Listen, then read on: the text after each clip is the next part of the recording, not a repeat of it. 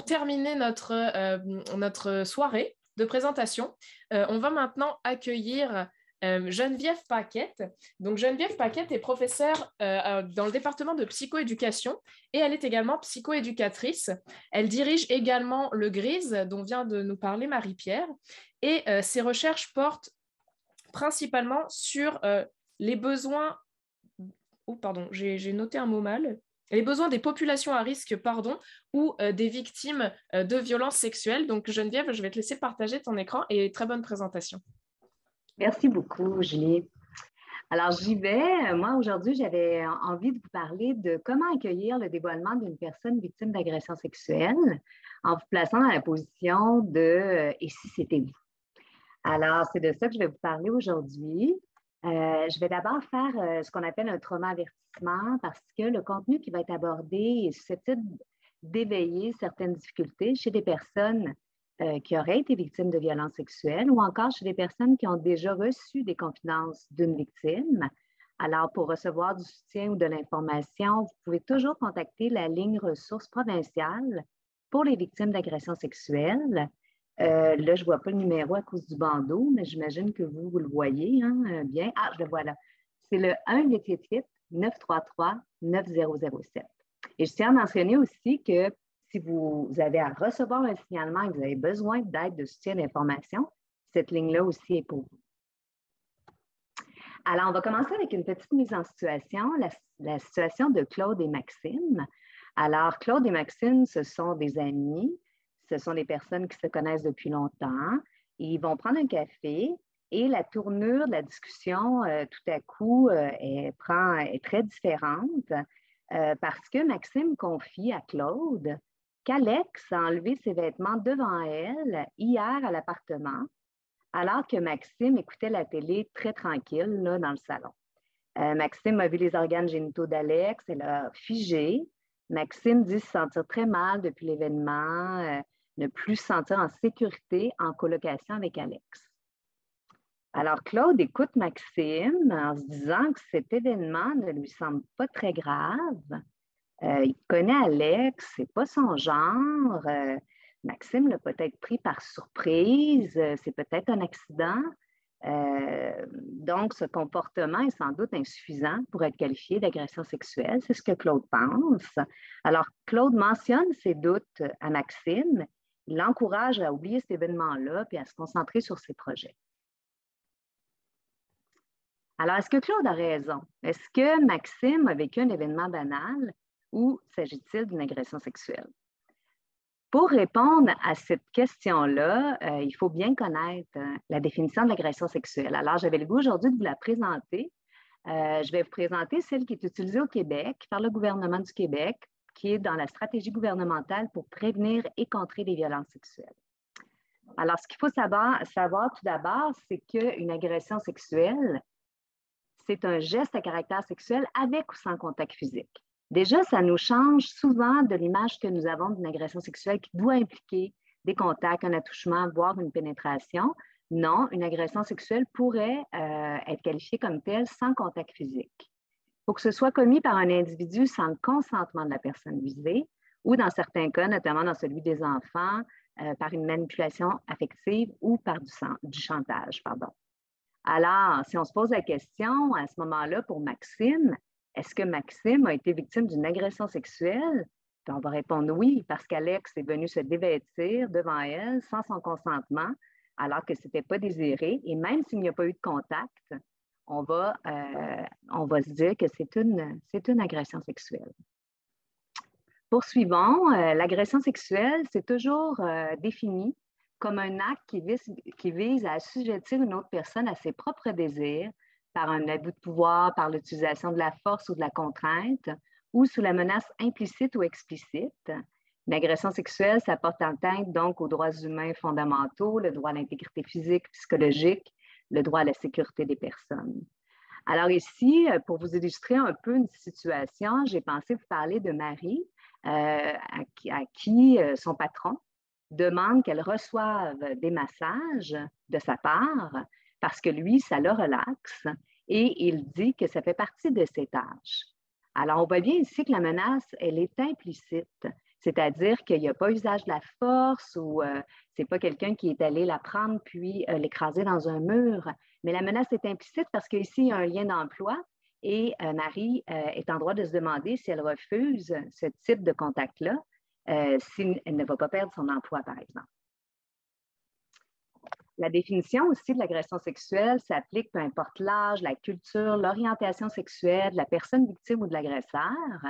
Et elle s'applique aussi pour tout type de geste sexuel, peu importe le lieu, le milieu de vie, quelle que soit la nature du lien aussi, qui unit une victime et l'agresseur sexuel.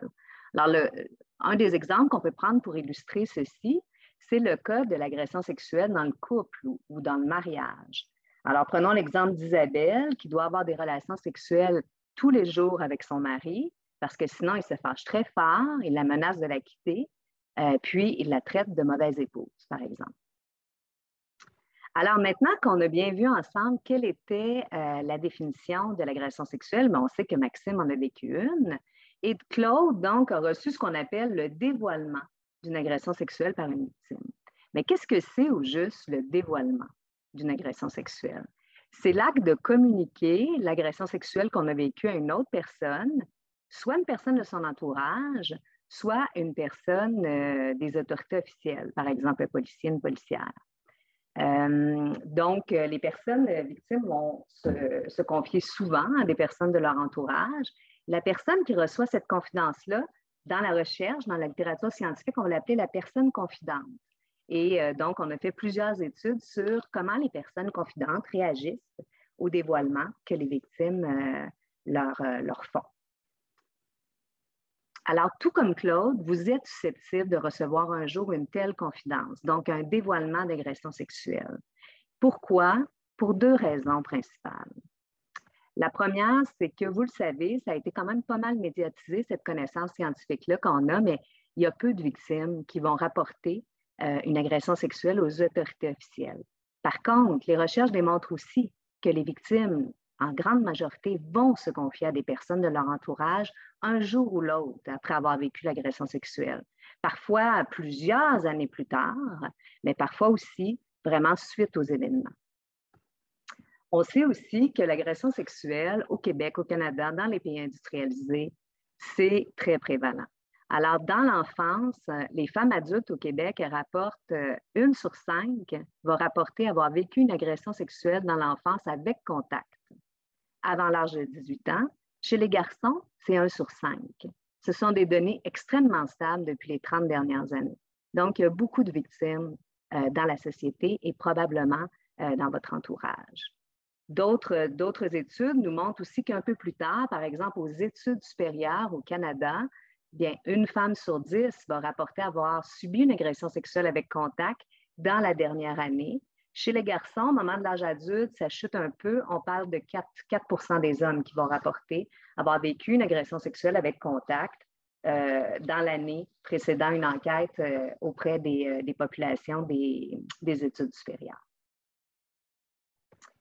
Alors, puisque maintenant je vous ai convaincu qu'il est possible que vous receviez un jour un dévoilement d'agression sexuelle, je suppose que vous êtes intéressé à savoir comment on accueille un dévoilement d'agression sexuelle. Bien, c'est en adoptant des réactions aidantes. Alors, qu'est-ce que c'est des réactions aidantes? Ullman, qui est une chercheuse américaine, s'est beaucoup intéressée à cette question-là. Elle a répertorié toutes les réactions possibles que les personnes confidentes peuvent adopter à la suite de la réception d'un signalement, pas d'un signalement, d'un dévoilement, pardon. Et puis, elle les a classifiées, puis elle les a étudiées sous l'angle de leurs effets pour les victimes. Donc, elle est arrivée à une typologie de 3 types de réactions qui sont vraiment aidantes pour justement nous montrer quelles sont des réactions à adopter et quelles sont des réactions à ne pas adopter. Alors, on va commencer ensemble à regarder des réactions qui sont non aidantes, donc qui ne sont pas à adopter auprès d'une victime. Alors, le premier type de réaction, ce sont des réactions de soutien, de constatation sans soutien.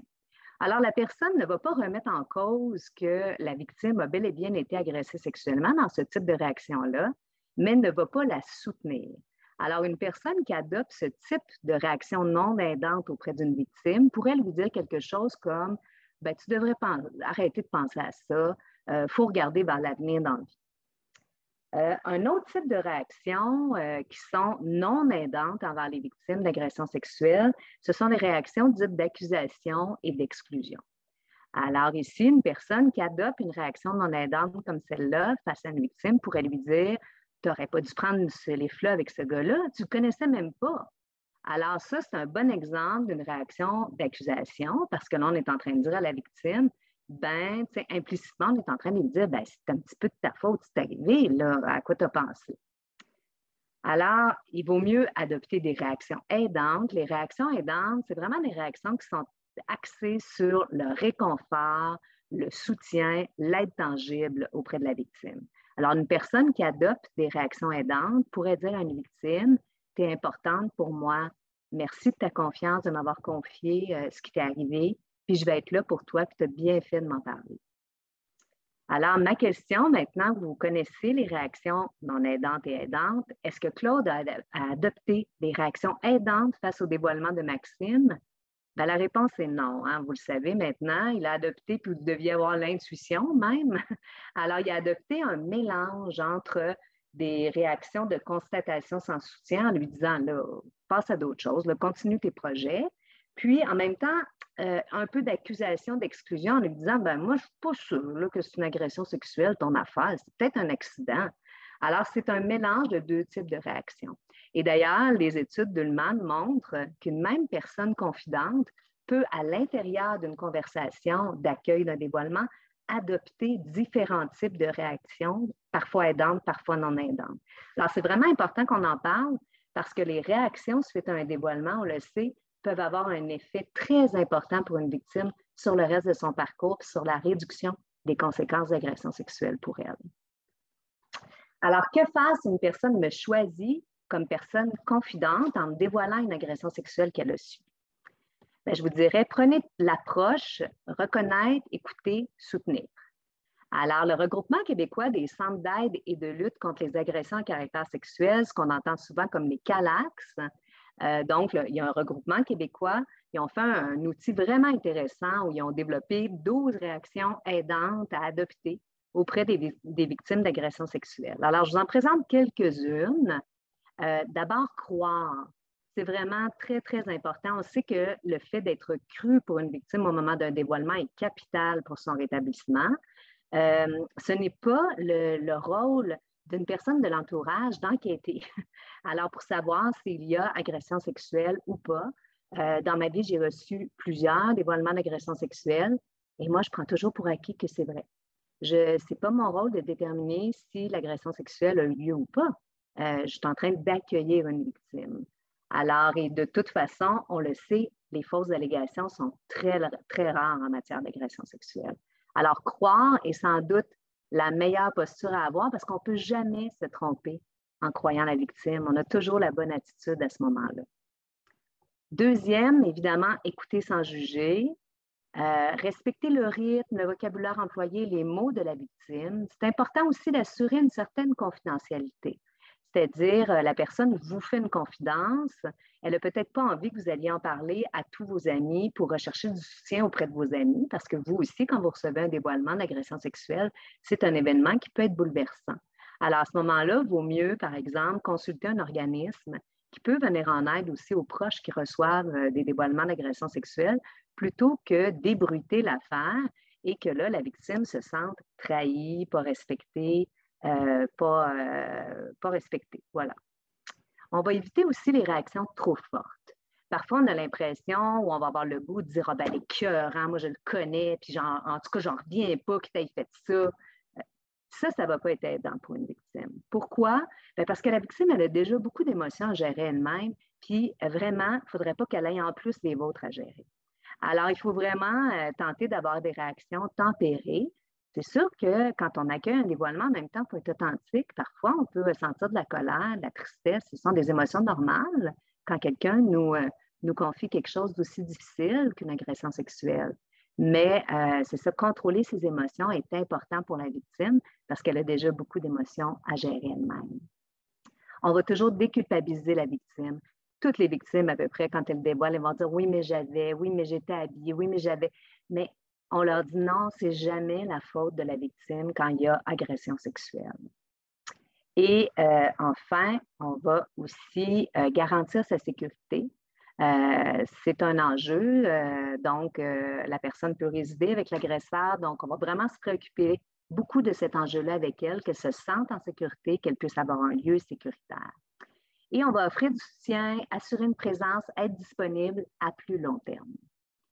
Alors, 4 derniers conseils en terminant sur comment accueillir, accompagner une victime dans notre entourage.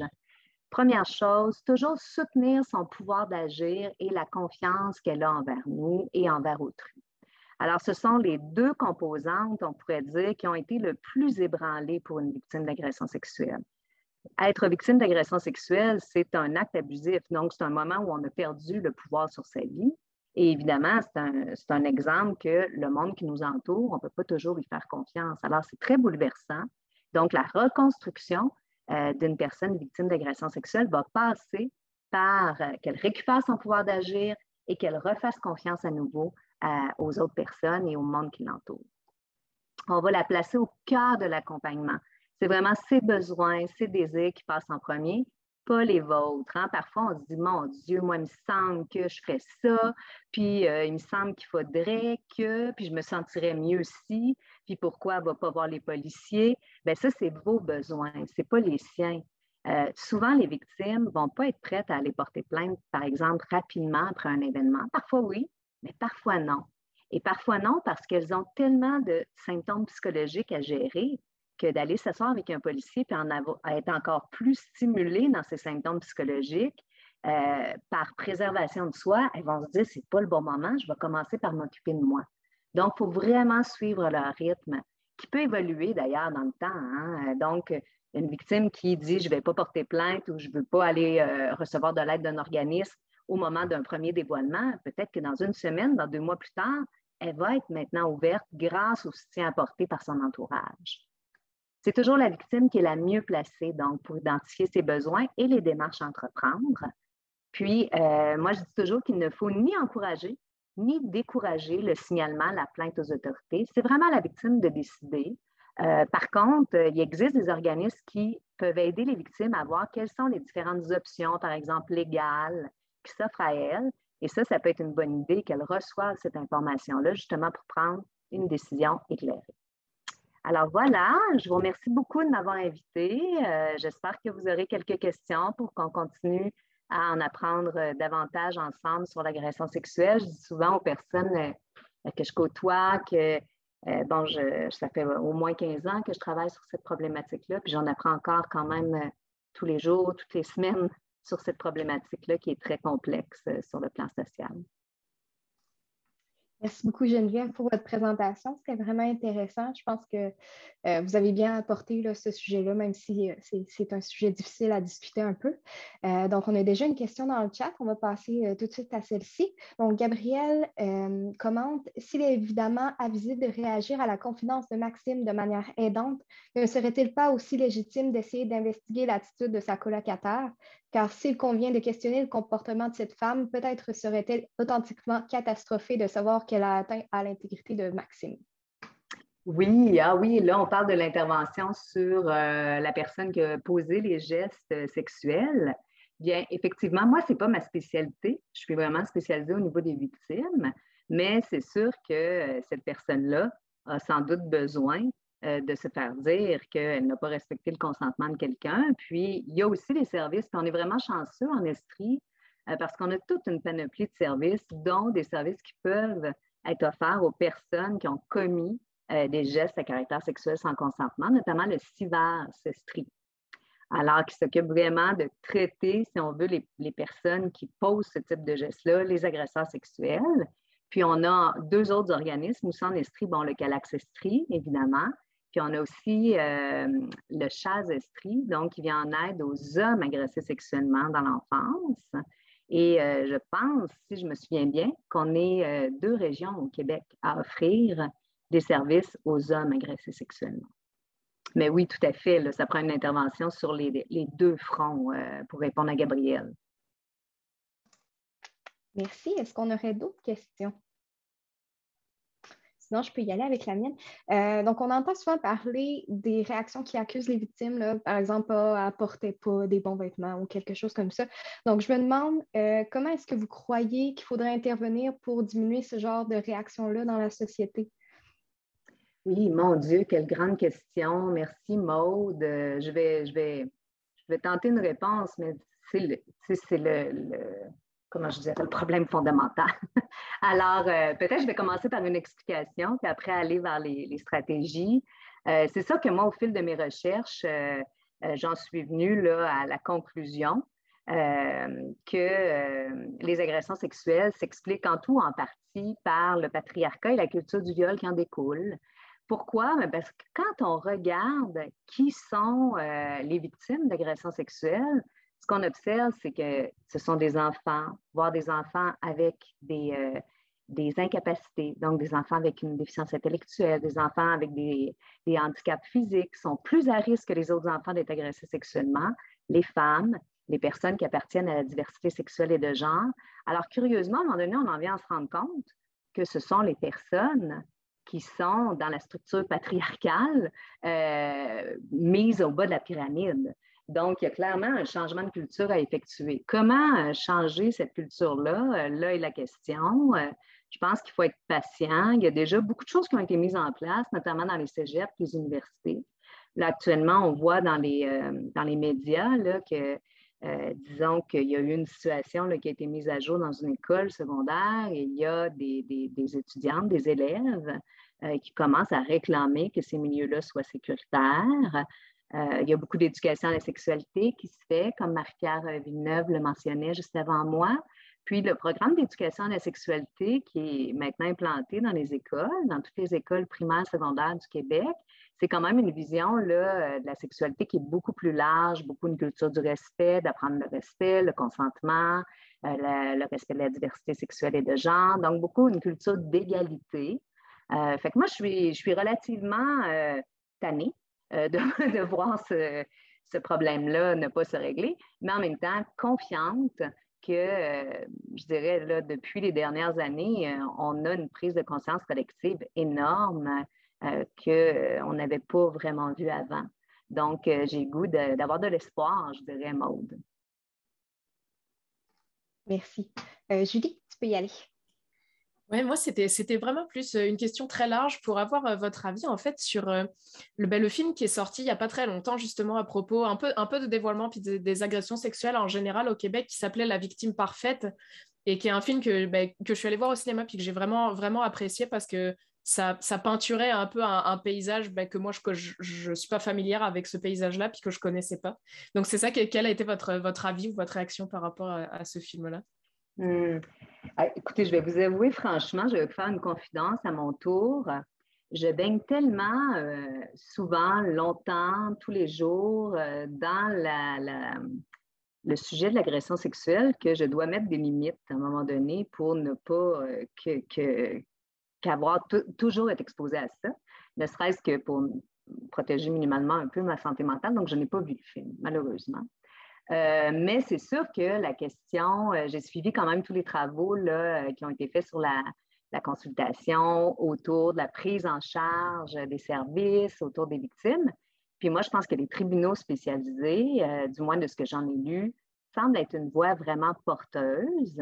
Actuellement, d'ailleurs, je participe à un projet de formation. On est plusieurs chercheuses rassemblées autour de Delphine Collin-Vézina, qui est quand même une grande spécialiste au Québec de l'agression sexuelle. Puis on est en train de développer une formation qui va être offerte au personnel judiciaire, les policiers, policières enquêteurs, les procureurs, mais aussi les avocats de la défense.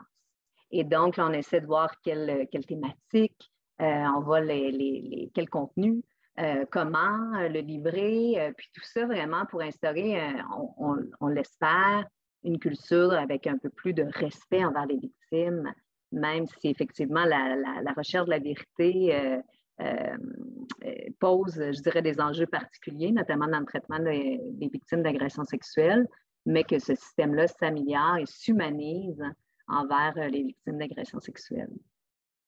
Merci. On aurait une question dans le chat de Johanna. Faut-il faire un suivi avec la victime suite au dévoilement ou attendre qu'elle nous en reparle? Ah oui, ça, c'est une bonne question. Moi, je vérifie toujours. Si vous voyez qu'il y a un enjeu de sécurité, là, je pense que le suivi est nécessaire.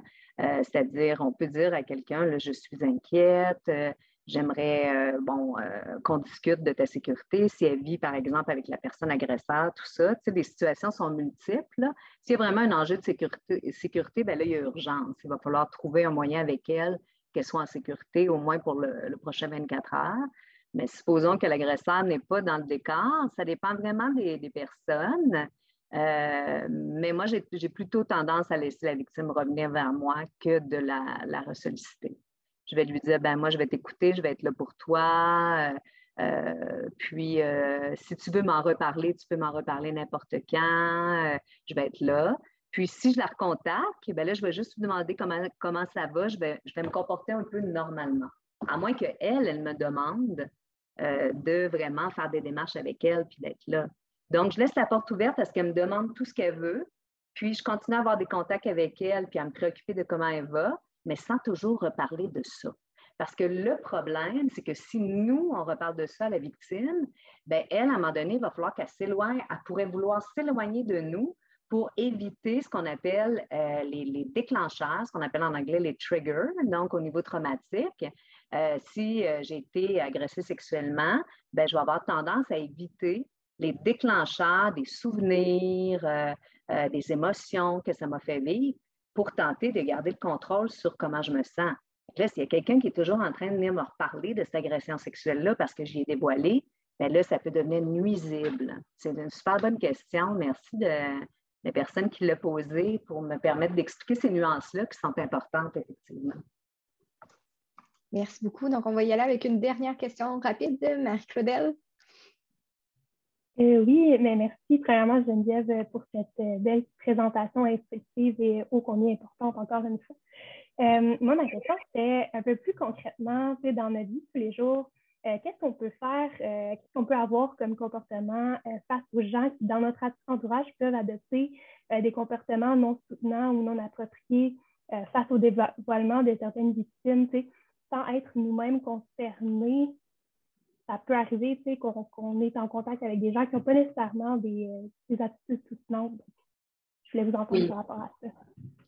Oui, c'est effectivement un problème important. Je pense que si on en est témoin directement, par exemple, on est là, puis qu'on se sent capable de réagir sur le champ, bien, le mieux, c'est de réagir sur le champ. Alors, je pense, quand on est capable de le faire, mais parfois, hein, je ne sais pas si ça vous est déjà arrivé, mais moi, ça m'est déjà arrivé d'être exposée à des situations un petit peu avec des gestes sexuels ou des blagues sexuelles déplacées, puis tu es comme un petit peu pas capable de réagir sur le coup. Tu te dis, voyons, qu'est-ce qui vient de se passer là? Fait que là, tu es comme un peu en retard, puis là, finalement, la discussion continue, puis là, tu n'as pas eu le temps de réagir. Bien là, c'est de revenir avec la personne en individuel dans ce temps-là, parce que si toi, tu y repenses à cette réaction-là, bien, tu peux lui en parler. Puis peut-être lui envoyer le petit outil du regroupement justement québécois des CALACS, qui est vraiment un outil de base, mais vraiment très important, qui a été fait sur comment bien réagir auprès d'une victime.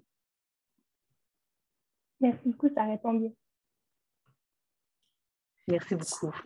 Super, merci beaucoup Geneviève pour cette présentation, encore une fois très intéressante, très importante. Je pense qu'on est vraiment tous d'accord là-dessus. Donc un grand merci. Encore merci à l'audience pour les questions. Là, il y a vraiment beaucoup de questions aujourd'hui. On est très, très contents. Merci à vous de participer. On va tout de suite passer à notre petit quiz. Avant de terminer la soirée, sur le mot de la fin, vous pouvez trouver le lien du quiz dans le chat directement. Donc, on invite celles et ceux qui souhaitent participer à aller répondre aux 4 petites questions que vous allez pouvoir avoir. Pendant ce temps-là, moi, je vais continuer de parler un peu. Et on voulait remercier donc, pour cette soirée le Rexus qui a été notre commanditaire financier pour ce soir. Merci bien évidemment à tous nos présentateurs, présentatrices ce soir, majoritairement, en fait, principalement présentatrices. Merci beaucoup pour ces sujets divers sur sexe, agression et couple. On a vraiment, je pense, balayé un grand nombre de sujets, puis c'était très intéressant, certains sujets dont j'entends parler pour la première fois. c'est toujours des choses qu'on aime à Bistro Brain, puis on espère que vous aimez ça autant que nous. On a nos prochains événements aussi, je vais en glisser 2 mots. Notre prochain épisode de podcast qui va sortir vendredi, donc après-demain. On a également un prochain événement en ligne sur les biais cognitifs qui s'annonce très intéressant en partenariat avec la plateforme de biais cognitifs raccourcis qui aura lieu donc mercredi prochain, le 16 février. En ligne donc, vous pouvez retrouver toutes les informations sur notre page Facebook. Et finalement, on va se retrouver à Sherbrooke au Bocquet-Bière en présentiel si tout continue de bien se passer le 9 mars pour notre prochain 5 à 7. Donc ça va commencer à 17h sur lutte sociale d'hier et d'aujourd'hui. On va laisser peut-être encore 1 ou 2 petites minutes aux personnes qui souhaitent répondre au quiz. Et en attendant, si jamais quelqu'un a une question pour une de nos présentatrices, n'hésitez pas à lever la main, puis on posera la question pour vous ou à la mettre dans le chat ou à parler vous-même. On vous laisse libre de choisir votre média.